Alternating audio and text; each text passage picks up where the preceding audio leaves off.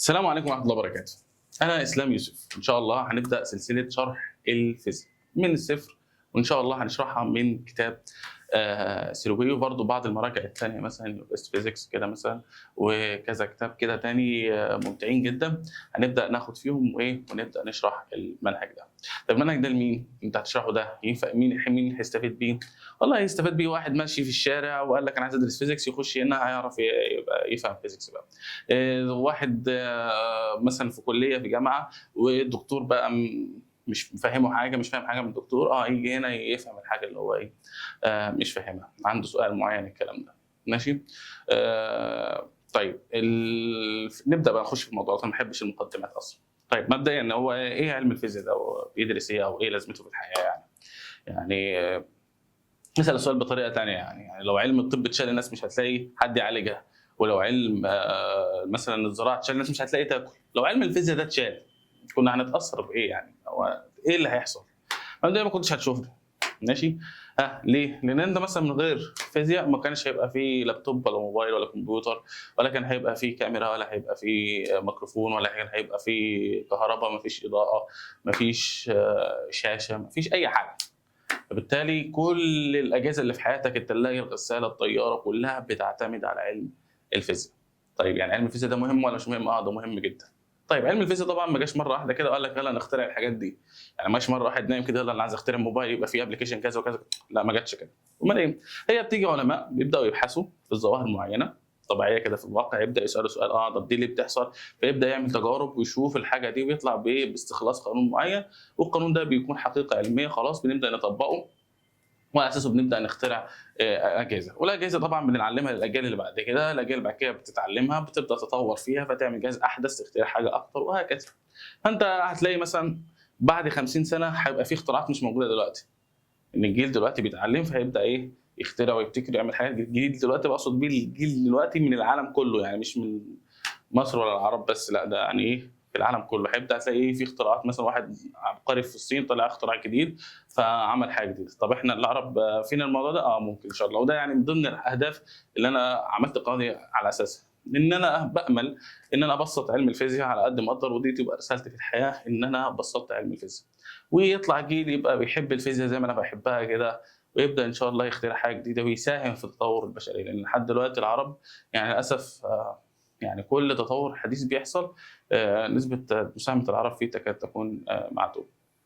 طيب يبقى كده احنا فهمنا ان الفيزياء اهميته ده مهم جدا. طيب علم الفيزياء ده فروعه كتير ولا قليلة؟ لا ده فروعه كتير. ماشي طيب ممكن تقول لي انا نبذه عن الفروع دي؟ نقولها بسرعه. في شويه يعني الكلاسيكال فيزيكس وفي المودرن فيزيكس. الكلاسيكال فيزيكس دي اللي بتدرس بقى؟ عندك الميكانيكس اللي هي الميكانيكا، الحاجات الطبيعيه بقى، دول متخصصين بتوع هندسه، يعني هندسه بيدرسوا الحاجات دي. ماشي طيب بعد كده هتخش يعني حتى الميكانكس دي بيدرسوها برضه كرياضه برضه يعني، وهكذا. بعد كده عندك الويفز والاوبتكس، عندك الثيرموداينامكس. الويفز والاوبتكس دي بتدرس الموجات والصوت، وعلى اساسها بتفهم بقى الصوت والالات الموسيقيه والحاجات دي، وعلى اساسها برضه اتعملت حاجات كتير، يعني هي مش في الصوت بس، يعني في فيزياء كتير اتعملت بتستخدم المعادلات بتاعت الموجات. المهم يعني ما تدخلش في التفاصيل دي. في الاوبتكس بقى اللي هي بتهتم بالضوء بقى واحنا بنشوف ازاي والكلام ده. في بعد كده الالكتريستي والماجنتيزم، ماشي، اللي هي الكهرباء بقى وازاي بنولدها والحاجات دي. الثيرمودايناميك طبعا ده علم برضه بيتكلم عن الديناميكا الحراريه اللي على اساسه بقى الالات البخاريه والعربيات والحاجات دي والثلاجات والحاجات دي. طيب في بعد كده اناليتيكال فيزيكس، الفيزياء التحليليه برضه. ده برضه شغل برضه رياضي اكتر من يعني في فيزيكس برضه، بس الفيزيكس يعني ناتجه عن الكلاسيكال برضه، يعني الميكانكس يعني فاهم، بس دي الحاجات بتحل الحاجات الاعقد بقى. المهم يعني ما تاخدش في تفاصيل. بعد كده تخش في المودرن فيزيكس. المودرن فيزيكس بقى فيها بقى علوم كتير بقى، خلاص يعني المودرن فيزيكس بقى هتلاقي فيه علوم كتير جدا يعني، ماشي. يعني زي مثلا علوم كتير هتلاقي مثلا بيخش فيها الكوانتم ميكانكس، بيخش فيها مثلا الاتوميك فيزيكس، بيخش فيها السوليد ستيت، بيخش فيها مثلا السوبر كوندكتيفيتي، بيخش فيها الليزر، بيخش فيها مثلا النيوكلير فيزيكس، ماشي، والبارتيكل فيزيكس. كل دول الحاجات دي كلها تندرج تحت المودرن فيزيكس. طيب احنا هنا هنعمل ايه بقى؟ احنا هنبدا بقى البيزك بتاع ده كله، ماشي. طب هتقول لي بس ده يعني ايه مش بيزك، يعني الحاجات دي انت كشخص تقدر بقى ايه لو انت عايز تعمل بحث علمي مثلا، يبقى انت كده لميت بالفيزيكس اللي انت عشان تخش ده بيدرس في سنه اولى وثانيه. ماشي، يعني انت هنا بعد ما تتخرج من الكورس الكامل ده كله يبقى انت كده ايه يعتبر انت في مستوى ثانيه علوم مثلا. ماشي. طيب عايز تتخصص اكتر بقى بتخش بقى هاي بقى تخش في الحاجه اعمق بقى بالتفاصيل بتاعتها بقى التفاصيل. لكن اللي بنقوله هنا ده يعني ايه، ده الجزء اللي يخليك تفهم الحاجه بيزك يعني وتبقى قوي فيها ان انت تقدر تفهم اي حاجه بعد كده. طيب هنبدا بأنهي علم من العلوم دي كلها؟ هنبدا بالميكانكس. الميكانكس ده هو الترتيب الطبيعي لاي مرجع هتلاقيه بيبدا لك بالميكانكس، لان دي هي الاساس اللي هتشتغل عليه بعد كده. طيب ايه هو علم الميكانكس؟ علم الميكانكس ده باختصار كده يعني ايه، بص معايا انا كده انا مش هتلاقيني بحفظك، هتلاقيني بفهمك بس مش عايزك تحفظ حاجه اقول لك تعريف كذا كذا، لا مش هتلاقي معايا كده. ما هتلاقي ان انا ايه بفهمك يعني ايه ميكانكس باختصار. طيب الميكانكس نقدر نقسمها لحاجتين، ماشي، كينماتكس وكايه وداينامكس. ماشي. الداينامكس بتشوف يعني ايه اسباب الحركه، ماشي، انما الكينماتكس لا بتشوف الحركه وخلاص، يعني بتشوف ايه الحركه دي ايه ماشيه ازاي، السرعه بتاعتها، العجله، الكلام ده من غير ما تشوف مين المسبب ليه. خش على الداينامكس لا هي بتشوف مين هو المسبب ليه وايه الحاجات اللي القوه والحاجات دي يعني. نبدا بقى ايه، خلاص احنا هنبدا بقى بالايه بالكاينماتكس. ماشي، الكاينماتكس هي اللي هنبدا بيها، بعد كده بتخش بعد كده ايه في الداينامكس، يعني بتشوف السرعه والعجله والحاجات دي وقوانين الحركه والكلام ده. بعد كده بنشوف بقى ايه الحاجات المسببه ليها، ايه اللي بيخلي دي اصلا تتحرك. فدي هندسه في الداينامكس. طيب الداينامكس طب او يعني الميكانكس برضو هي بتخش فيها حاجات كتير يعني وتطبيقاتها كتير يعني غير حتى الهندسه، حتى في الرياضه كل الرياضات بتعتمد على فهمك ل الميكانيكا عموما يعني. من خلالها تفهم تلعب كوره، بتفهم فنون القتال كلها تفهمها بقى من خلال الميكانيكس يعني. طيب ايه اول حاجه نبدا بيها في الفيزيكس؟ انا عايز ابدا فيزيكس، ايه اول حاجه تبدا فيها؟ فيزيكال ميجرمنت. طيب اشمعنى الفيزيكال ميجرمنت؟ اولا مبدئيا الفيزيكس يعني هي حقيقه، يعني ميزتها انها ايه حاجه صح. يعني ايه؟ يعني مفيش فيها جدال. يعني ايه؟ يعني ما تقدرش انت ايه اتنين يتجادلوا مع بعض في حاجه زي دي. ماشي، يعني ايه القلم اهو بيقع من فوق بينزل، لا خلاص مفيش حد يتجادل. لو رحت الصين هتلاقيه بيقع من فوق لتحت، لو رحت امريكا هتلاقيه برضه بيقع من فوق لتحت. خلاص دي حقيقه خلاص. فنقدر نعمل لها قانون، والقانون ده يطبق في اي حته في العالم هتلاقيه يشتغل. طيب يعني ما بيخضعش لارائنا. يعني ايه؟ يعني انت مثلا في الاهلي مثلا واحد بيشجع الاهلي وواحد بيشجع الزمالك، يشوفوا لاعب معين يقول لك الاهلاوي يقول لك ده اللاعب ده جامد، الزمالك يقول لك اللاعب ده ما مالوش فيه. ماشي. ففي اراء حتى في السياسه مثلا، تلاقي دول يقول لك احنا مع كذا، واحد تاني يقول لك لا ده احنا مع كذا، دول هم الصح، او ايديولوجيه معينه. او حتى في الاديان بتلاقي ناس متدينه بدين معين وناس متدينه بدين تاني. ماشي، ففي خلافات هتلاقي، ماشي، فمفيش حاجه متفقين عليها. انما جمال الفيزيكس لا، ما مش هنقدر نختلف، لا يعني انا وانت هنشوف الحاجه من ايه صحيحه، بغض النظر انت مين بتشجع مين هتعمل. ماشي، يعني ايه انت عايز تحط مثلا راسك في لا هي صح خلاص، يعني انت ما عايز تنكر انكر بس اقعد على جنب يعني. احنا هنكمل يعني، دي مثل العلم ده بقى، انها ايه ما بيبصش مين الاشخاص اللي هي بتعارض الكلام ده، خلاص طالما الحاجه دي التجربه، مين اللي بيحكم على ان الحاجه دي صح او غلط؟ التجربه. يبقى اللي بيحكم كلامي صح او غلط بنعمل تجربه. التجربه دي هي اللي خلاص قالت اللي انا بقوله خلاص يبقى انا كلامي صح، ما قالت عكسه خلاص كلامي غلط، بغض النظر انا مين، بغض النظر انا مين. في علماء كتير قالوا حاجات وطلعت غلط، بنحترمهم ونقدرهم ونحط اسمائهم على وحدات، لكن في الاخر خلاص احنا في النقطه دي خلاص بنقول لهم ايه كلامكم مش صحيح. طيب نبدا على بركه الله اول شابتر اللي هو الفيزيكال ميجرمنت. طيب لو انت مثلا من محبين ان انت تزور الاثار والحاجات دي وشفت الاثر ده اللي هو موجود في جزيره المانيال في مصر في قصر المنستيرلي، لو انت مثلا شفت الحاجه دي فده يعتبر من اوائل الحاجات اللي بنوها المسلمين لما دخلوا مصر. يعني دخلوا مصر بسم الله الرحمن الرحيم يلا نبني حاجات، هنبني ايه؟ بنوا الجامع بعد كده يلا نبني ده. اشمعنى ده يعني انتوا بنيتوا ده يعني؟ طيب هل هو مخزن؟ لا مش مخزن. طب هل هو جامع؟ لا مش جامع. طب هل هو يعني مثلا مسرح، حاجه اي حاجه يعني مفيد يعني بنستخدمها في الحاجات الحياه اليوميه؟ لا، هي حاجه ضروريه ان هم يعملوها، بس هي ما بتنتجش حاجه، يعني هي ما بتنتجش اي حاجه، بس هي ضروري ان هم يعملوها. ليه هم كانوا اهتموا بالموضوع ده؟ ده اللي ايه عايزك تفكر فيه، وبعد الدرس كده اقول لك هم ليه اهتموا يعملوا الموضوع ده. طيب اول حاجه عندي الفيزيكال ميجرمنت.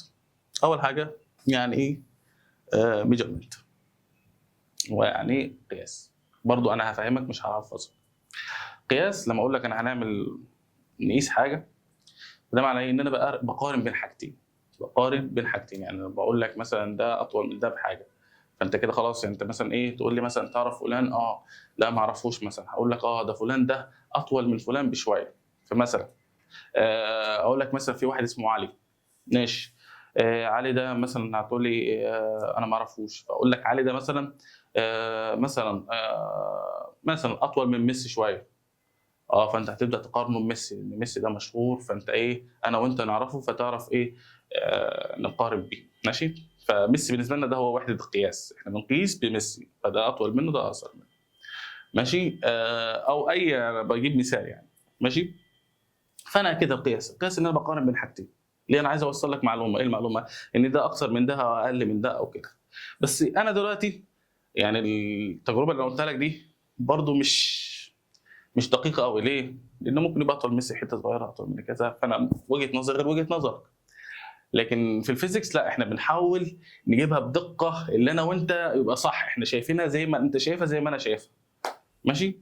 فبنخترع ادوات قياس تظبط لي الدنيا دي كلها. يعني دلوقتي مثلا لما قلت لك كيلو طماطم، خلاص انت عارف كيلو الطماطم وانا عارف كيلو الطماطم هيبقى عامل ازاي، ماشي. خلاص كل الناس عارفه يعني ايه كيلو طماطم، ماشي. لما اقول لك ساعه انت عارف يعني ايه ساعه وانا عارف ان انا ساعه، خلاص مش هقول لك شويه وقت. ما هو شويه وقت انا شويه وقت بالنسبه لي غير شويه وقت بالنسبه لك، لكن لما اقول لك ساعه خلاص انت عارف الساعه ازاي وانا عارف الساعه ازاي، ماشي. فهي دي ايه فايده ان احنا ايه نعمل قياس. فالقياس هو باختصار هو بقارن بين حاجتين، حاجه انا عارفها بحاجه انا ما عارفهاش، ماشي. ليه؟ عشان اعرف الحاجه اللي انا ما اعرفهاش دي قد ايه من الحاجه اللي انا عارفها، ماشي. يبقى تاني هي عمليه قياس، انت ايه قياس؟ بقارن بحاجه عارفها بحاجه مش عارفها.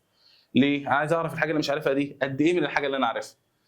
تاني انا مثلا نجيب مثال، مثلا طماطم، انت رحت عند بتاع الميزان فيلا انا عايز طماطم، فتروح بتنقي الطماطم الحلوه بتاعتك، وبعد كده بتروح عشان توزن.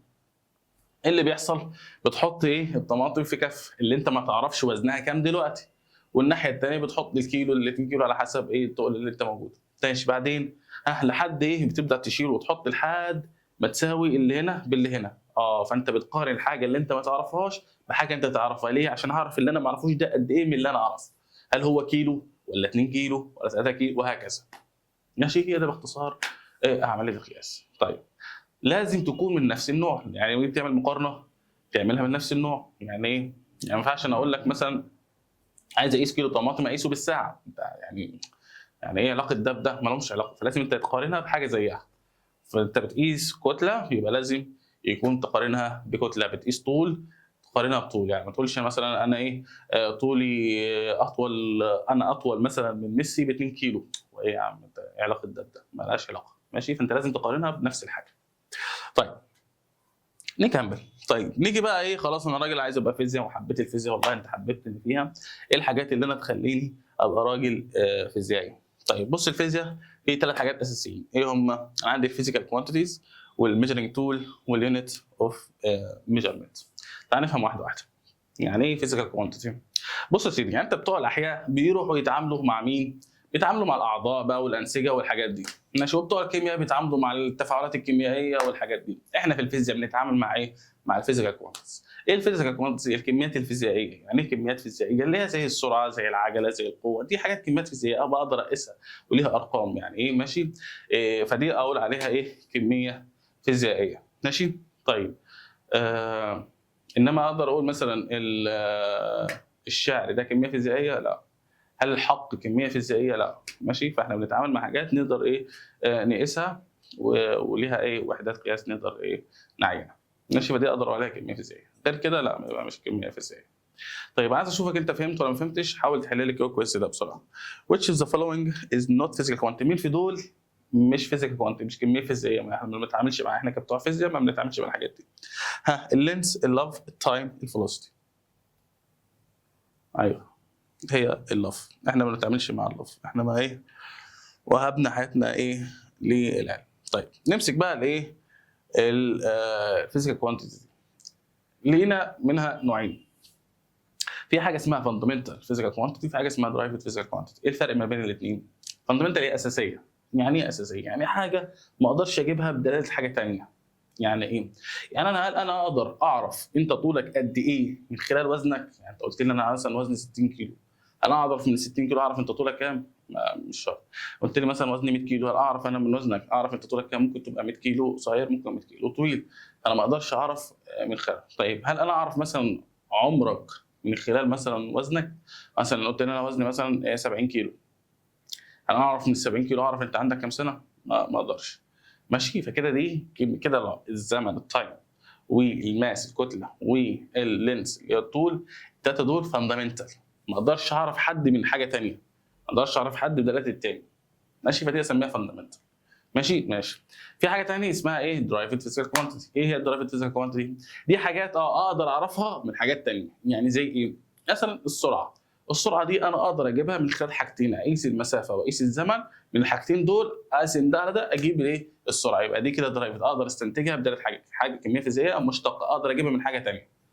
ماشي، يبقى طالما اقدر اجيبها من حاجه ثانيه يبقى دي على طول اسميها درايفد او كميه فيزيائيه مشتقه. ما اقدرش خلاص يبقى دي اساسيه.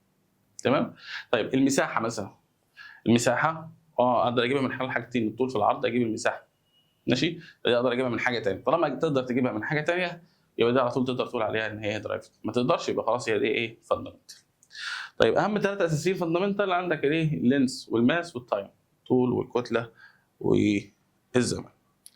يلا قول لي مين في دول؟ ها، which of the following is derived physical quantity؟ مين في دول derived؟ هل الماس، الاريا، التايم، ديستانس؟ طبعا هي الاريا. ماشي، نيجي بقى للحكم. ازاي الحكم بيقيس المسافه بتاعت الضربه الحره؟ لو انت بتتابع كوره هتلاقيه بيروح برجله بقى بيعد خطوات. بس هل هي دقيقه؟ لا هي مش دقيقه طبعا، بس يعني في عرف كره القدم يعني تمشي، زاد 2 سم قل 3 سم مش هيفرقوا يعني. ماشي، لكن احنا في الفيزيكس لا، ما احنا ما بنعملش، مش هنقيس يعني بالحاجات دي، لازم نقيس ايه؟ باجهزه دقيقه. طيب بالراحه كده عشان الحته دي مهمه جدا. العلم القياس ده يا شباب يعني من زمان، من زمان قوي جدا يعني من ايام الفراعنه دول هم يعتبروا كانوا رواد في علم القياس. لذلك هم عملوا الحضاره اللي انت فيها، بتشوف الاهرامات وبتشوف التماثيل، الناس دي بنوا الحاجات دي كلها ازاي؟ ان هم كانوا ايه؟ فاهمين اهميه القياس وعشان كده كانوا بيقيسوا. وهتلاقي فيه وحدات كتير جدا، انت رحت متحف المصري كده هتلاقي ايه؟ وحده الارم، الذراع دي موجوده لحد دلوقتي في المتحف المصري. وكانوا بيقيسوا يعني التايم بقى والحاجات دي والزمن والكتل، هتلاقي الميزان. يعني هم بص من زمان هم كده يعني فاهمين الكلام ده، عشان كده هم عملوا الحضاره دي. ماشي، بعد كده زي ما انت عارف دخل الرومان بقى والانهيار بقى بتاع الحضاره المصريه الفرعونيه. خلاص رجعوا لعصر الظلام تاني، خلاص ما بقناش نقيس، بقينا ايه؟ نعتمد على الخرافات بقى وكده. ماشي، فخلاص بقينا في عصر الظلام لحد ما جه العصر الاسلامي الذهبي بقى، وبدا علماء بقى زي ابن الهيثم بقى والناس دي والخوارزم والناس دي بداوا يعيدوا العلم تاني. ابن الهيثم ده كان من الرواد يعني، لحد دلوقتي يعني هم برضو الحسن بن الهيثم ده معترفين بيه في اوروبا يعني وامريكا، ان هو كان من الرواد يعني في الموضوع ده. بس العلم بعد كده انتقل بقى لايطاليا وانتقل لانجلترا وفرنسا، وبداوا هم بقى ايه؟ يعيدوا بقى الكلام ده وبداوا النهضه بتاعتهم، ولحد دلوقتي هم مكملين، احنا رجعنا زي ما احنا. المهم، فانا بكلمك دلوقتي الكلام ده ليه؟ يعني حته التاريخ لما تفهمها برضو بتعرف احنا ليه احنا وصلنا للوضع اللي احنا فيه. طيب يعني ده معنى ايه؟ معناه انت لازم تبذل مجهود اكتر عشان نلحق الناس دي. طب انا هدفي ان انا الحق الناس دي؟ لا، انا مش هدفي ان انا الحق الناس، انا هدفي بالنسبه لي ان انا ابقى كويس، ان انا افيد البشريه. بس ما تبصش للناس دي، انت بص انت ازاي تفيد البشريه. طب عشان افيد البشريه لازم بالعلم، ما فيش حاجه تانية. ماشي، تتعلم صح، تبدا وتطلع حاجات. ماشي، المهم نكمل بقى موضوعنا. فهتلاقي في ادوات قياس قديمه وفي ادوات قياس حديثه. من ضمن الحاجه مثلا ادوات القياس، مثلا الطول ده انت تقدر تقيسه بكذا اداه على حسب انت هتشتغل ايه. يعني انت الطول، انا هقيس طول، طيب انهي اداه تنفع على حسب انت الطول بتاعك ابعاده قد ايه. ماشي، فانت ممكن مثلا في المدرسه بتستخدم المسطره اللي هي الرول، مثلا بتاع النجار بيستخدم مثلا الشريط المتر ده. مثلا لو السباك مثلا او الحداد بيستخدم الفيرنر كاليبر اللي هي القدم الذات الورانيه، اللي هو بيقيس اقطار بقى، حاجه جسم مدور بقى، فانا عايز اقيس القطر بتاعه. طيب الميكروميتر طبعا بيقيس الحاجات الصغيره جدا، ماشي، الثيكنس بتاعها او الدايمتر، السمك او القطر بتاع الحاجات الصغيره جدا. ماشي، فدي مش هقدر اقيسها بالمسطره، مش هشوفها، مش هبقى دقيق، فبالتالي بستخدم حاجه دي. ضمن القياس بقى الاوزان بقى، مثلا الكتله برضو اللي هو الرومان سكيل بقى، اللي هو الميزان الروماني ده بيقيسوا الحاجات كتيره، مثلا بتلاقيه عند الجزار وتلاقيه بتاع المطاحن مثلا، دي الكلام ده بيوزنوها بالجهاز ده. في بقى بتاع الميزان بقى اللي انت مشهور طبعا عند الراجل بتاع التفاح والطماطم. برضو عندي الانالوج اللي هو بيعتمد على المؤشر، وفي الديجيتال ده اللي بيستخدم بقى في الحاجات اللي هي دقيقه ادق كده بقى.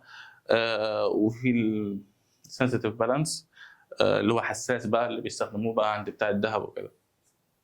طيب بالنسبه للوقت، طبعا تدرج بقى الوقت ده من زمان، من ايام الفراعنه برضو، هم اللي عرفوا السنه وعرفوا ان هو الشمس دي بتلف وبترجع تعيد الدوره بتاعتها تاني.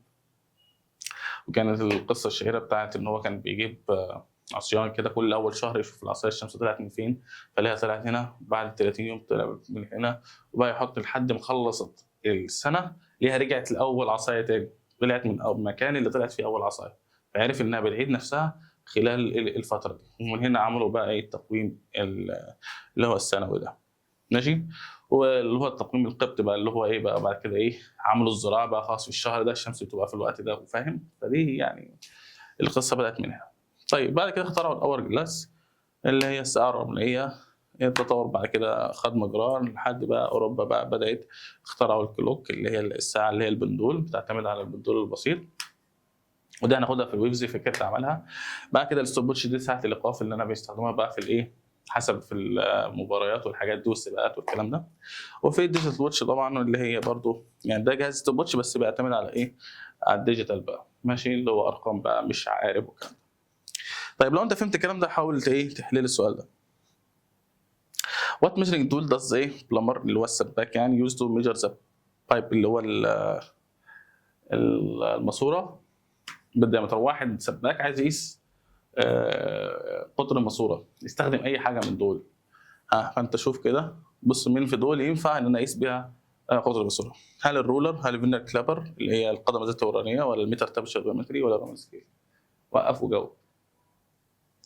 طبعا الاجابه الصحيحه هي فيرنر كلابر، اللي هي بقى اللي هي القدم الذات الورانيه، هي اللي يقدر يقيس بيها. نيجي بقى اخر حاجه واللي هي الميجرنج يونتس. يبقى انا قلت لك 3 حاجات نحتاجهم عشان نبقى فيزيائيين كويسين. اول حاجه فيزيكال كوانتيتي، بعد كده الميجرنج تول لازم اداه اقيس بيها. طبعا الادوات بقى كتير بقى، انت زي ما انت شايف، انت مثلا زي ما انت قلت لك في ادوات احنا مثلا بنقيس بيها الرطوبه، في حاجات بنقيس بيها درجه الحراره، في حاجات بنقيس يعني ادوات قياس كتير جدا. ماشي، في حاجات بنقيس بيها الكهرباء، فاهم. فانا بس اديتك نبذه بسيطه على الحاجات دي عشان تفهم، بس ان انت تبقى مش معنى ان انا بقيس حاجه معينه يبقى مفيش غير جهاز واحد، لا، ممكن يبقى كذا جهاز بيقيسوا نفس الحاجه. ماشي، طيب نخش بقى على الميجرنج. الميجرنج بقى؟ دي وحده القياس. يعني ايه وحده القياس؟ انت دلوقتي لما تروح تشتري حاجه بتقول له مثلا انا عايز كيلو طماطم، صح؟ كيلو جرام، الكيلو جرام دي وحده، كيلو جرام دي وحده. لما تقول مثلا انا هاجي لك بعد ساعه، الساعه دي وحده زمن. انت بتقول له انا هاجي لك بعد زمن، طب زمن ساعه، خلاص انت اديت له الوحده. طيب ممكن تقول لي 5 ساعات، 4 ساعات، يعني 4 ساعات. يعني لو قلت لك 4 بس مش هتفهم حاجه، صح؟ فممكن اقول لك 4، لازم اقول لك الوحده وراها. الوحده وراها هتقول لي 4 دقائق، 4 ثواني، 4 ايام، 4 شهور، فلازم تقول لي انت بأني واحده. ماشي؟ طيب فنيجي بقى ايه، فرنسا وبريطانيا عملوا وحدات يعني وكذا دوله عملت وحدات، واحنا في مصر عندنا وحدات، بس ايه لينا بعد كده العلماء اجتمعوا وعملوا وحدات ايه الاساسيه للعالم كله يشتغل بيها، وهي اللي هنشتغل بيها في الفيزياء. بس هديك شويه نبذه كده عن الناس دي كانت بتشتغل بايه. مثلا في النظام الفرنسي مثلا بيشتغلوا بالطول، بيقيسوا الطول ب1 سنتيمتر، ماشي، يعني يقول لك ايه دي مسافه 10 سنتيمتر دي كذا، فهم دي الوحده بتاعتهم. بيقيسوا الكتله بيقيسوها بالجرام. طيب وعندهم في الزمن بيقيسوا ايه بالسكند بالثانيه عادي. انما في النظام البريطاني بيقيسوا بالقدم، القدم اللي هو الملك مش عارف لويس ال 17 ولا كام، الملك بتاع مش عارف هو، المهم يعني هو رجله خدوا طولها وعلى اساسها ايه عملوا الوحده بتاعت الايه الطول، ماشي. طيب بعد كده الباوند اللي هو بيقيسوا بيه الاوزان، يقول لك هتلاقيه في ناشونال جرافيك يقول لك 10 باوند مش عارف ايه الكلام ده. بعد كده عندي ايه السكند برضو بيقيس الزمن، يعني كلهم هتلاقي السكند. النظام طبعا المترك سيستم اللي هو بقى العالمي بيشتغل المتر والكيلو جرام والسكند. طيب ده كده ايه الوحدات، يعني نبذه عن الوحدات. طيب جم العلماء بعد الحرب العالميه الثانيه قال لك اعمل حاجه وقف لعب. ليه؟ قال لك انا دلوقتي خلاص في تجاره وفي انفتاح والعالم كله بدا يبيع لبعض ويشتري من بعض، ففي ناس شغاله بوحده الجرام وناس شغاله بالكيلو وناس طب احنا هنقيس ولا احنا عايزين حاجه الناس كلها تشتغل بيها؟ فقال خلاص ثبت حاجه واحده لكل حاجه، فخلاص فهيشتغلوا بالنظام الايه العالمي الاس اي يونت. الاس اي يونت قال لك خلاص احنا هنقيس اللينس بالال، وهنقيس المتر بالكيلو جرام، هنقيس التايم بالسكند، هنقيس الالكتريك كارنت بالامبير، هنقيس الابسوليوت تمبريتشر بالكلفن، هنقيس الاماونت اوف ماتيريال بالمول اللي هو السنتينستي بالكانديلا اللي هي شده الاشعاع يعني. الانجل الزاويه هنقيسها بالراديان او الراد، بنكتبها راد. والسوليد انجل اللي هي الزاويه المجسمه، لو انت معاك مخروط كده فجواها بيبقى زاويه، المخروط ممكن يبقى كبير وممكن يبقى صغير، الزاويه اللي بتزيد وبتقل دي بنسميها زاويه مجسمه، بتتقاس بوحده الاستراتيجيه. ماشي، انتوا بتقيسوها بالديجري، يعني السيتا بتقيسها بالديجري، طبعا كنت في اعدادي وثانوي، لكن هي في الفيزيكس المفروض بتتقاس بالراد. ماشي. طيب وده اللي احنا هنشتغل بيه ايه في الفيزيكس. الوحدات دي اللي هنشتغل بيها في الفيزيكس، يعني حتى لو ما ادانيش بالوحدات دي انا هحولها بقى. طب ازاي نحول؟ ده اللي هعلمه لك بعد شويه. خلي بالك برضو معلومه برضو ان اللينس احنا قلنا بالمتر صح. طيب لو قلت لك مثلا العرض برضو بالمتر، لو قلت لك مثلا العمق برضو بالمتر، لو قلت لك يعني فاهم اي بعد طول خلاص يبقى ده ايه بالمتر، بغض النظر هو ايه المسمى بتاعه. ماشي. طيب آه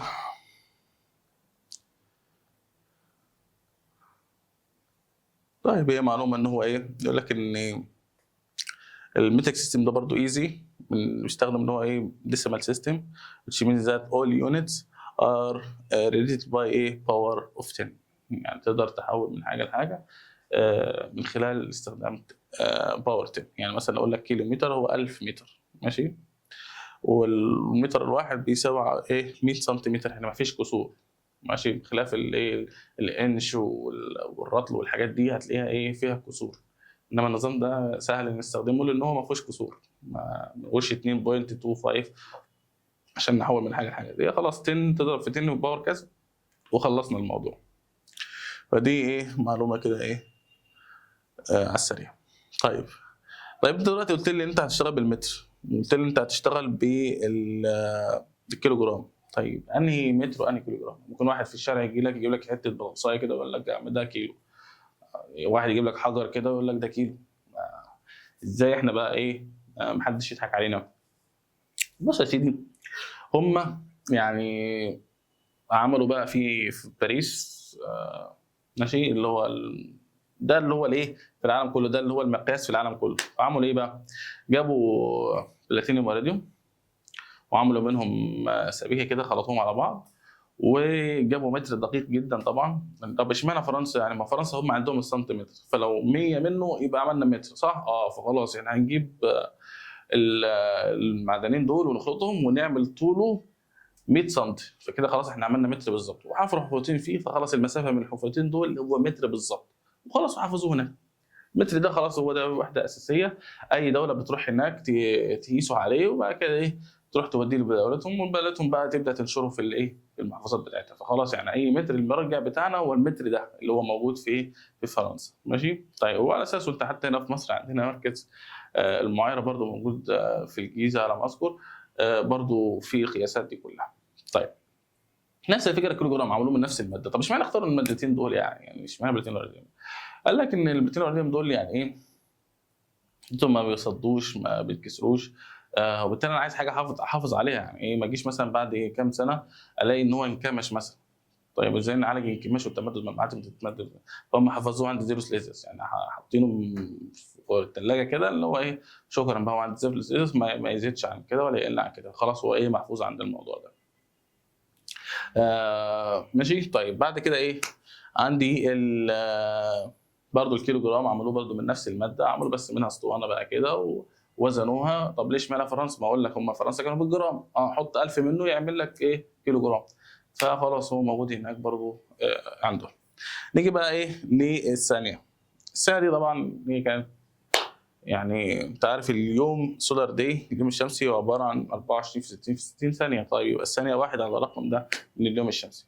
طيب لكن اخترعوا بعد كده ساعه السيزيوم، دي دقيقه جدا. يعني الساعه دي بتعتمد في فكرتها على الاشعاع بتاع الايه السيزيوم. طيب السيزيوم ده لما بيشع عدد معين من الاشعاعات، العدد ده بيبدا ايه يرصده، بعد ما يخلص العدد ده خلاص يبقى كده عدت ثانيه، وهيديم لك الثانيه عدت، يروح يشع عدد معين من الاشعاعات خلصوا السنه الثانيه عدت، وهكذا.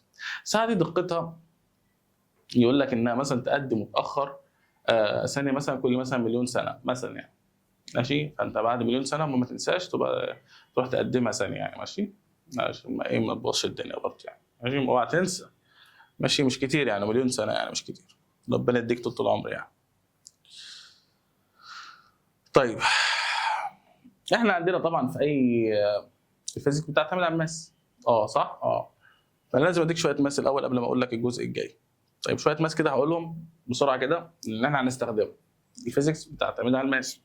طب ليه بتستخدم الماس؟ ما احنا عايزين نبقى ناس دقيقه بقى، مع دقيقه يبقى بلغه الارقام، نتعامل بلغه الارقام. اقول لك 5 6 7 خلاص يبقى انا راجل دقيق. لما هتكلم اقول لك شويه وشويتين وثلاث شويات مش هتفهم حاجه كده، انا مش دقاق. لكن احنا عشان نبقى دقاق، ايه دقاق ده؟ المهم يعني لازم ايه نبقوا يعني ايه نبقوا بالارقام، ماشي. ففي شويه اساسيات كده بسرعه كده هقولهم لك سريع، ممكن تكون انت عارفهم، فانت لو عارفهم عديهم، مش عارفهم هقولهم لك سريع بسرعه. اول حاجه اس اس زيرو، اس ده اي رقم 5 6 7 20 1000 اي رقم، اس زيرو بيطلع ب1. جت منين؟ روح اسال بتاع الرياضه، انا راجل بتاع فيزياء، انا بقول لك المعلومه وخلاص يعني، انت مش لا انا عارف بس انا مش هقولها لك يعني. اس 1 بيساوي اس 1 اس باور 1 ايكوال اس، ماشي. طيب بعد كده لو قلت لك 1 اوفر اس باور اكس، لو قلت لك تعالى بقى ايه نشتغل بقى ايه وندلع الدنيا. بص يا سيدي، اول حاجه انا عندي اس باور 1 باس. لما اقول لك 1 اوفر اس باور اكس، لما اقول لك 1 اوفر اس باور اكس، ممكن الاس باور اكس دي اطلعها فوق بس اغير الباور بتاعها، بدل ما هو بوزيتيف اخليه نيجاتيف، ولو هو نيجاتيف اخليه بوزيتيف، فتطلع فوق تبقى اس باور نيجاتيف اكس ده اي رقم والاس ده اي رقم، ماشي. طيب انما لو هم كانوا معمولين تايمز، لما طب تاخد لك مثال مثلا على دي، مثال على دي لو قلت لك مثلا 1 اوفر 5 باور 3، دي ممكن اكتبها 5 باور نيجاتيف 3 كده بالشكل ده. لو اقول لك مثلا 1 اوفر 10 باور باور نيجاتيف 2، دي اطلعها فوق دي معناها 10 باور 2، ماشي. فدي عموما يعني ماشي. باور يعني اس يعني، ماشي. انا بتعامل الناس، انا بشرح للمجتمع العربي فانا بحب اتكلم بالعربي، ماشي، ونصدين العربي، انا ما اتكلمش انجليزي، ماشي، لان المحتوى بتاعي للناس العرب، ماشي. فانا بقول بس مع اللغه، بس باللغه عشان برضه ايه الترمينولوجي وكده، عشان لو بصيتها لقيتها في كتاب مثلا وانت بترجع، انت عارف معظم المراجع كلها بالانجليزي، تفهم هو بيقول ايه، ماشي. فدي يعني مصلحتك ان انا اقول المعلومه بالانجليزي واترجمها، بحيث انت لما تقرا كتاب تبقى الدنيا معاك مش صعبه قوي، ماشي. لكن الاساس بتاعي ان انا اتكلم بالعربي، ماشي، لان انا محتواي بخاطب بيه الناس العرب، ماشي، مش بخاطب انا الناس اللي هم الاجانب وكده، ماشي. طيب لو قلت لك اس اس واحد في اس ايه في اس بي، فانت بتعمل ايه؟ تثبت الاساس ويجمع الاسس. الاساس اللي هو مين؟ اس، ما هي نفس الاس، طالما نفس الاس خلاص ثبتها واجمع الاسس، يبقى ايه زائد بي. ناخد مثال، لو قلت لك 10 اس 4 في 10 اس 5، هنعمل ايه بقى؟ ال 10 دي اساس هي نفس الاساس، طالما نفس الاساس ثبت اساس واجمع الاسس. 4 زائد 5 9، يبقى 10 اس 9. تمام؟ تمام يا سيدي. ها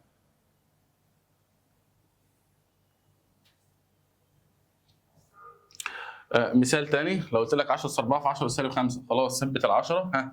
4 زائد ناقص 5، خلاص يبقى كأن ايه؟ سالب 5 زائد 4 اللي هي هتبقى سالب 1، يبقى 10 اس سالب 1. 10 سالب 1 دي ممكن ارجعها تاني لاصلها على فكره. يعني ايه؟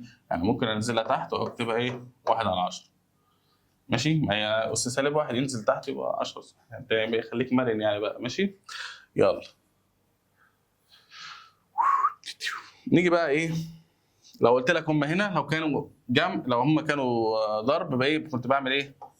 كنت بجمع الاسس. هنا بقى لما يكونوا هم اسمه بطرح الاسس. ماشي؟ لما اقول لك اس اس ايه على اس اس بي، خلاص يبقى ثبت الاس طالما نفس الاساس اهو، ثبته. وايه بعد كده؟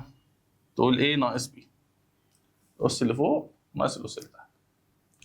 مثال 10 اس 4 على 10 اس 2، خلاص نفس الاساس اهو 10، خلاص ثبته. اطرح بقى 4 ناقص 2 ب 2 يبقى 10 اس. مثال تاني، وده اللي معظم الطلبه بتتلخبط فيه، اللي هو ايه بقى؟ لما اقول لك 10 اس 3 على 10 اس سالب 5، فواحد يعملها بدماغه ويتلخبط. ماشي؟ يقول لك ايه؟ 3 ناقص 5 يبقى سالب 2، غلط. ماشي؟ ليه؟ احنا بنطرح الاسس. طب اصلا في سالب، فسالب السالب بيبقى ايه؟ موجب. ماشي؟ فانت ايه؟ ريح نفسك واعملها بالاله الحاسبه. طيب نفهم بس الاساس وبعد كده ايه يبقى انت اعملها بالاله الحاسبه. هنا نفس الاساس يبقى ثبت الاساس اهو. 3 ناقص 5 يديك يعني كانها ايه؟ 3 زائد 5. 3 زائد 5 ب 8 يبقى 10 اس. بس يا سيدي. طيب نكمل. بعد كده ايه؟ لو انا معايا قوس ده ماشي، في رقم مضروب في رمز اس بي، وكلهم جوه قوس اس ايه، فهذه نعمل ايه؟ قال لك نزل الايه دي عليهم كلهم. طب بتنزل ازاي؟ الرقم ده بتنزل عليه فوقيه عادي، يبقى ان اس ايه عادي، الرص ده يبقى فوق ده. طيب وبالنسبه للراجل الطيب ده ينزل يتضرب في الاس بتاعه. يعني هو اس بي، يبقى البي دي تتضرب في الايه، يبقى اس ايه في بي. ناخد مثال، لو قلت لك مثلا 4 في اس 3 الكل اس 2، نعمل ايه في الحاله دي؟ خلي بالك هنا ضرب مش زائد او ناقص، هنا ضرب. في الحاله دي بعمل ايه؟ بنزل اس اضربه في الاس ده، وانزل ده اخليه فوق ده. طيب على فكره يعني انا بضربه هو اصلا واحد، فعشان كده هو ايه بقى 2. يعني لو كان رقم تاني مثلا 2 مثلا، فساعتها كنت هضرب 2 في 2. يبقى 2 خلاص هو واحد دلوقتي، فهو ايه؟ يبقى اس 4 اس 2 في اس 2 في 3 يبقى ب 6، يبقى 16. 64 ب 16 واس اس ايه 6. طيب نكمل. نيجي بقى ايه؟ الجزء اللي جاي ده يعني ايه؟ جزء مهم جدا ولذيذ جدا يعني. ماشي؟ لو قلت لك الحاجات دي يعني ايه؟ يعني عشان تستفيد بيها في الحياه اللي جايه. ماشي؟ لان طبعا الفيزيكس كلها يعني لازم تراكميه. يعني الفيزيكس ماده تراكميه. ماشي؟ يعني ايه؟ يعني ما ينفعش تاخد حاجه قبل حاجه. ليه؟ لان كل حاجه هتلاقيها بتعتمد على الحاجه اللي قبلها. فدي من ضمن الحاجات الاساسيه في كل فروع الفيزيكس، ان انت ايه؟ تعرف تحول. تحول. طيب دلوقتي مسافات مثلا ما بين النجوم والاقمار، هتلاقي من النجوم يعني مجرات هتلاقيها ارقام كبيره جدا. فانا لو عايز اكتب الرقم ده، المسافه اللي ما بين مثلا وما بين مجره اندروميدا، هكتب 1 واكتب 0 0 0 0 0 يعني انا مش هخلص. طب انا هقعد فاضي انا اكتب ده كله؟ انا فاضي يعني اسيب حياتي انا واروح اقعد اكتب في اصفار؟ انا مش هينفع الكلام ده. قال لك يعمل ايه بقى؟ قال لك خلاص يبقى انت بدل ما تكتب الاصفار دي كلها، حط رقم 10 اس ايه؟ عدد الاصفار دي. ماشي؟ فدي باور اوف تنس زي ما انت هتشوف دلوقتي في فيديو كده. حاجه عبقره بصراحه، حاجه يعني ايه؟ حاجه جامده الصراحه. فانت هتشوفه كده هتستمتع يعني. المهم، فانا عندي مثلا ايه؟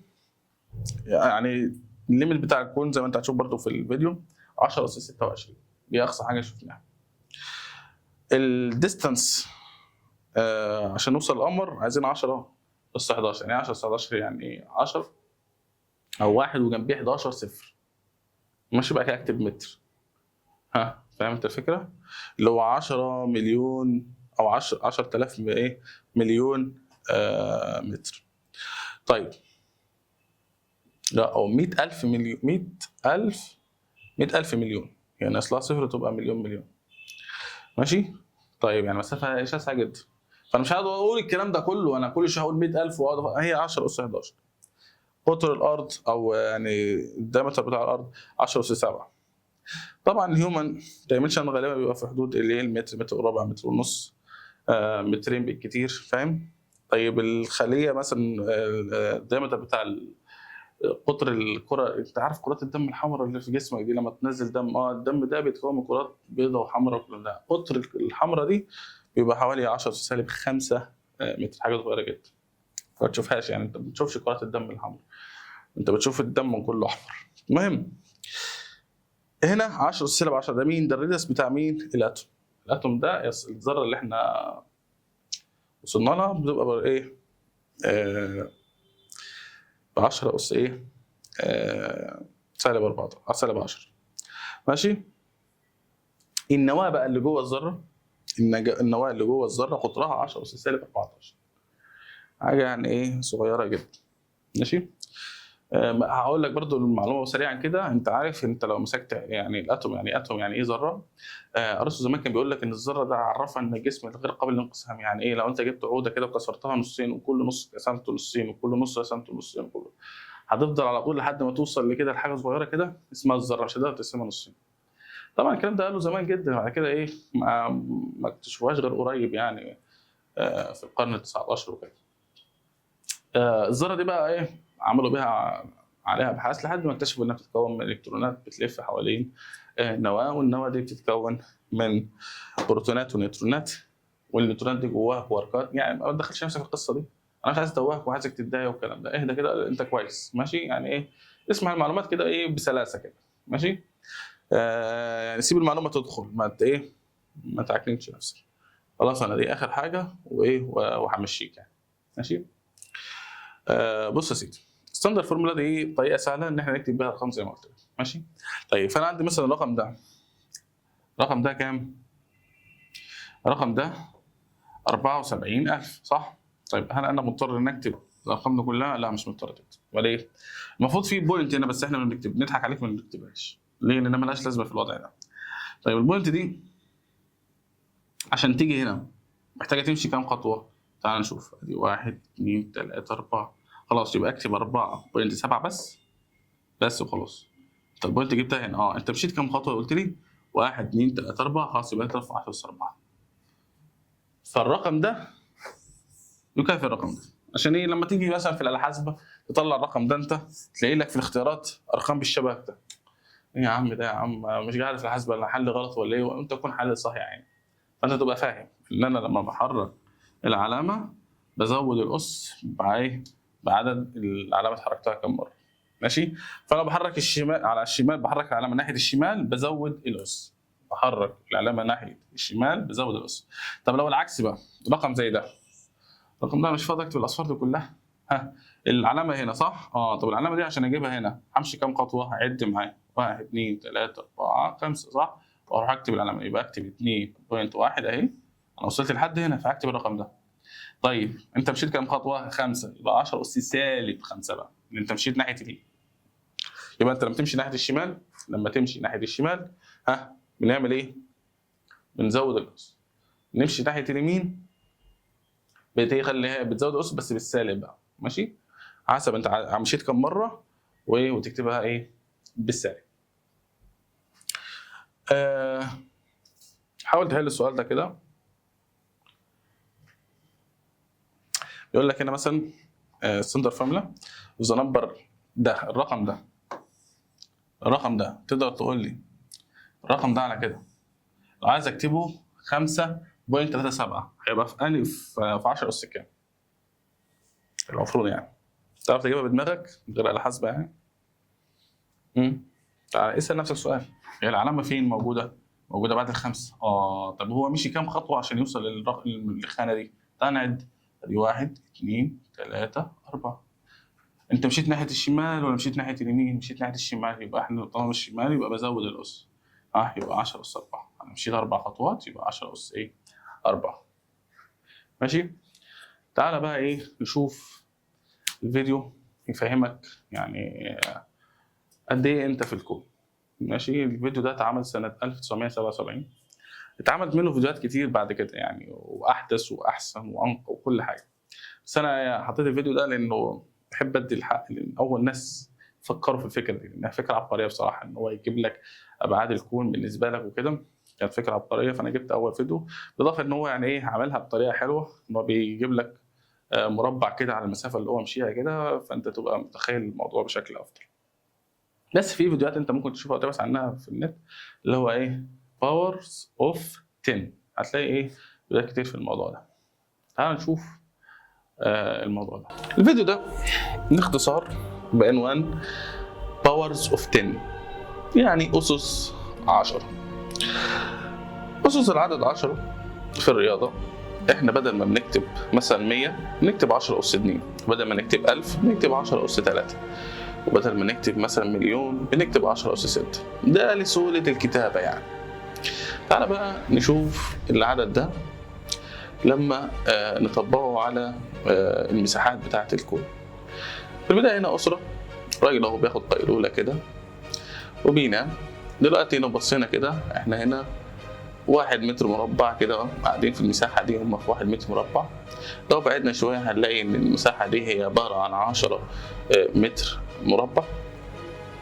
بنبدا نبعد اكتر ونوصل ل 100 متر مربع. ال 100 متر تقدر تاخدهم ماشي عادي. بعد كده بنقدر نوصل ل 1000 متر اللي هم بقى كيلو. دي الكيلو ده تقدر العربية مثلا تمشي في 10 ثواني. بعد كده بنبعد أكتر ونبدأ نشوف البحر بقى. ده احنا هنا وصلنا ل 10000 متر أو 10 كيلو، برضو دي منطقة تقدر تمشيها بالعربية عادي. نبدأ نبعد أكتر ووصلنا ل 100,000 متر أو 100 كيلو متر، 10 أس 5. نبدأ نبعد أكتر ونشوف بقى. احنا الفيديو ده متصور في أمريكا، فبالتالي طبيعي إن أنت هتشوف قارة أمريكا الشمالية. احنا وصلنا دلوقتي ل1,000,000 متر. لما بنوصل ل10 مليون متر كده احنا وصلنا نشوف كوكب الأرض كامل، وهو عبارة عن كرة. عشان الناس اللي بتقول لك إنه مسطح والهبل ده ما تردش عليه يعني. لما حد يقول لك الأرض مسطحة ما تردش عليه يعني، قول له اقعد على جنب كده وسيبه في حاله. هنا دلوقتي نشوف المدار بتاع القمر حوالين الارض. المدار ده مثلا القطر بتاعه ممكن يمشي الضوء مثلا في ثانيه. بعد كده بنبدا نبعد اكتر ونقدر نشوف المدار بتاع كوكب الارض حوالين الشمس. احنا كده وصلنا ل10 أس 10، يعني 10,000 مليون متر. ودينا بنبعد اكتر ونبدا نشوف مدارات الكواكب التانية بقى. وادي الشمس بدات تظهر في الصوره. دي بقى المجموعة الشمسية بقى اللي كنا بناخدها في إعدادي وإحنا صغيرين بقى. المجموعة الشمسية بتاعتنا إحنا دلوقتي وصلنا ل10 أس 12 متر أو 10 مليون متر. طبعا الأرقام بدأت تكبر معانا، فبالتالي مش هنقدر بعد كده نتكلم بالمتر، هيخترعوا واحدة جديدة اسمها السنة الضوئية. إحنا دلوقتي وصلنا ل10 أس 14 متر، يعني 100 مليون متر. نبدأ بقى نشوف الكوكبيات. يقول لك كوكبة الليل، الدب الأكبر والأصغر، والناس المهرجة اللي بتتكلم في الأبراج والهبل ده. طبعا ده مش حقيقي. من هنا ورايح بقى هنتكلم عن السنة الضوئية. خلاص المتر مش هيبقى نافع معانا، فهنتكلم دي كده سنة ضوئية. السنة الضوئية تعتبر 10 أس 16 متر. دلوقتي وصلنا ل10 سنين ضوئية، 10 أس 17 متر. نبدأ نكبر ونشوف النجوم الشاسعة. بنبعد أكتر كده احنا وصلنا ل10 أس 18 متر، 100 سنة ضوئية. النجوم اللي بنشوفها في الصبح احنا بقى وبالليل. بدأت تظهر بقى المجرة بتاعتنا، مجرة درب التبان اللي احنا موجودين فيها. دلوقتي وصلنا ل10 أس 20 متر أو 10,000 سنة ضوئية. احنا شوف موجودين فين جوه المجرة، في أحد أذرعها يعني. نبعد أكتر وكده وصلنا ل100,000 سنة ضوئية، يعني 10⁻21 متر. نبعد أكتر وصلنا ل1,000,000 سنة ضوئية، 10⁻22 متر، يعني 10 وجنبها 22 صفر متر. نبدأ ناخده نبعد أكتر، وصلنا ل10⁻23 اللي هي 10,000,000,000 سنة ضوئية. تبدأ تظهر المجرة التانية بقى، مجرة أندروميدا، لحد ما وصلنا ل10⁻24. وتعالى هنا وقف لي وركز معايا بقى في الايه، في الجزء ده. تعالى بقى ايه واهدى كده على نفسك كده ايه، وركز معايا بس في الجزء ده. انت فين هنا في الصورة؟ طب انت عيلتك بلدك فين في الصورة؟ ما مش موجودة صح؟ المحافظة بتاعتك، الدولة بتاعتك مش موجودة. طيب القارة بتاعتك بقى مش شايفها. طيب الكوكب بتاعك فين؟ مش باين. المجموعة الشمسية مش باينة. المجرة بتاعتك مش باينة برضه. طيب ما انت بتتكبر على ايه بقى وبتتغر وبتظلم وبتفتري على الناس؟ بص يعني في ملايين الناس جوه قبلك، وفي ملايين الناس هتيجي بعدك، الله اعلم بقى القيامة هتقوم امتى. وفي ملايين الناس دلوقتي عايشين، مليارات الناس عايشين دلوقتي. فانت يعني ولا حاجة ولا حاجة. في جيل اغنى منك، وفي جيل عنده منصب اعلى منك، وكله زي يعني الفلوس اللي معاك هياخدها الورثه بتوعك، المنصب بتاعك هتمشي ويجي واحد بعدك. بتظلم وتتكبر وتتغرر وتفتري على الناس ليه؟ ملهاش لازمه. انت هنا اهو كده، سبحان الله يعني. شوف سبحان الله، انت ولا حاجه. انت هنا مش شايفين اي حاجه، يعني انت مش باين، يعني انت فاهم؟ يعني لو في واحد كده من الفضائيين ما يعرفش عنك حاجه، انت ولا اي حاجه. يعني طب انت تركز في حياتك في ايه؟ 3 حاجات بس هم اللي تخليهم في دماغك دايما، تعملهم اللي امر الرسول صلى الله عليه وسلم: اذا مات ابن ادم انقطع عمله الا من 3: صدقة جارية، علم ينتفع به، ولد صالح يدعو له. ركز على ال3 دول في حياتك، دول اللي هيبقى لك بعد ما انت تموت، هم دول الاثر بتاعك، الاثر بتاعك بعد ما انت تموت. تعال نكمل كده. هيبدا دلوقتي بعد ما وصلنا لحدود علم البشر، يعني ده هنا يقف علم البشر. نبدأ نرجع لكوكبنا، نرجع على الطريق بتاعنا بقى، السفينة الفضائية اللي بتمشي بقى بسرعة الضوء بقى أقصى. يعني دلوقتي وصلنا، بنرجع أهو تاني. نرجع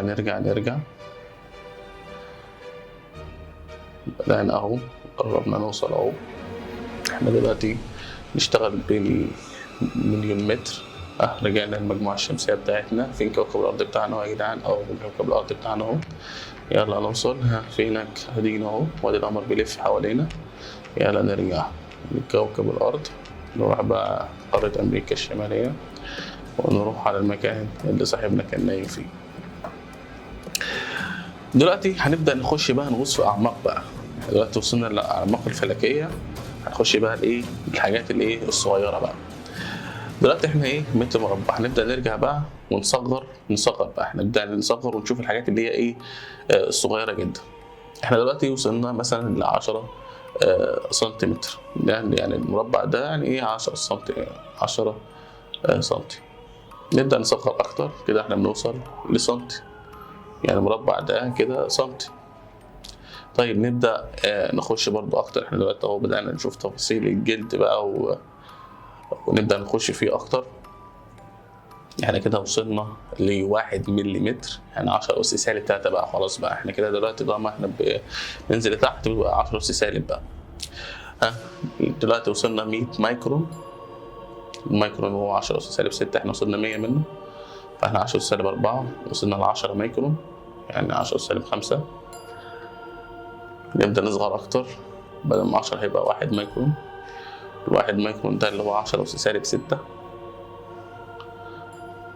نبدأ بقى نشوف دلوقتي الدي ان ايه بقى. احنا دخلنا في الخلية، والخلية دخلنا في النواة، وفي النواة دخلنا على حاجة اسمها الدي ان ايه بقى. لو نبدأ نقرب أكتر وده هو فيه الجينات الوراثية بتاعتنا كلها وتفاصيل تركيبنا البيولوجي كله موجود في الشريط ده. نبدأ نخش أكتر في DNA ونشوف أدي الجزيئات، أدي ذرة الكربون حواليها 3 ذرات هيدروجين. نبدأ نخش احنا دلوقتي في 10⁻⁹. نبدأ نشوف الذرة نفسها سحابة من الإلكترونات بتلف حوالين نواة. احنا وصلنا لأنجستروم، وحدة الأنجستروم اللي هي 10⁻10. دي يعني إيه من الأنجستروم، ده أقل حاجة.